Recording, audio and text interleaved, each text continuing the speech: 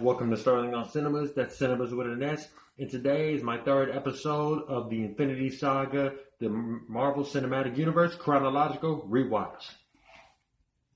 And today I'm going to be reviewing Iron Man from 2008, the one and only Iron Man, the one that started it all, the first and the last characters we see. So let's get started. The plot of Iron Man is simple. Billionaire, industrialist Tony Stark, he's a visionary, genius, billionaire, playboy, philanthropist, according to him. He gets trapped in an Afghan cave. He gets held captive in an Afghan cave after doing a weapons program to the army, to the U.S. Army. And he fires these things called Jericho missiles, which are very powerful missiles. And one of the first few weapons he created that uses repulsion technology, which are the thrusters he uses to fly. So they capture him. They demand him to build this missile for them, for the terrorists. He refuses. He gets tortured. So he does build, but it isn't a missile. He builds the one and only Mark I suit, the dawn of a new age. So, the dawn of age. It's the beginning of something great. The beginning of something expanding. Anyway, he escapes with the suit, going back to California, doing his same old routine, and then he adds modifications. Yes, Tony Stark adds modifications to his Mark I suit. Well, not technically modifications, but he takes what he decomposes all of the things from his first suit, and then he just makes it better with a new suit, the Mark II. So he has 3 suits in his film, which is simply the 1, 2, and 3. Mark 1, 2, and 3. So 2 is simply the silver suit. It's like the first one, but it's built exactly like most of his armors. And this is the first one that can fly naturally.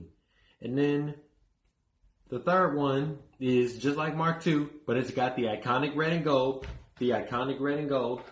So anyway, after he builds his armor, he goes back to right all his wrongs that he's did. Not really wrong, but his weapons fell into the hands of these terrorists, and now they're using it to corrupt themselves out of corruption and out of power. So he made a very courageous move to go back to Afghanistan and destroy all the weapons so that nobody will ever use them again. Comes back to California. However, Obadiah Stane, played by Jeff Bridges in this movie, takes the pieces from his first suit and he uses it to make the Ironmonger suit, the first Notorious MCU villain in this franchise, which is another start of the villain age. And then anyway, they fight. Iron Man, Ironmonger go at it. This is a character defining moment, and this is one of the few final battles in this movie. This is one of the first epic final battles for a first project made by Marvel Studios. This one was pretty epic on a basic level. So, how did I feel about the movie? It was great. It was very classic. Robert Downey Jr.'s performance was spot on as Tony Stark. Just ate popcorn. Was spot on as Tony Stark.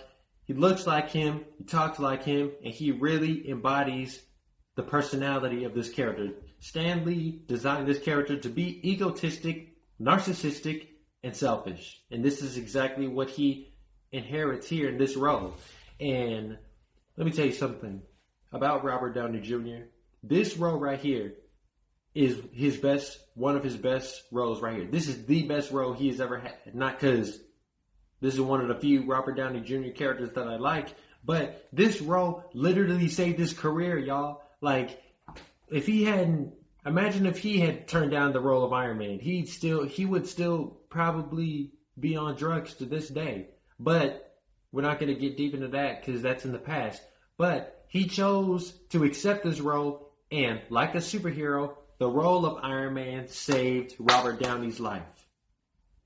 And for the most part, he's really embraced this role. He's really gotten so used to this role. It's like when he first played it, he made a first impression at the studio. It's like every time he's starring Tony Stark in these films, he's got it. He's just got it. He's just naturally got it as if he was born for the role. So that's one of the best things about this movie. That is the best thing about this movie. That's what made it so good, and this is what he's the reason why this franchise is so strong on its own. So that's me. That's my review. Sterling, the Man of Steel, came at you with a review on Iron Man. And I hope to see you guys next week with a review on Iron Man 2. That's me, Sterling on Cinemas. I hope you enjoyed this video. If you did, please don't forget to like and comment on the section below. I'll see you next week with Iron Man 2.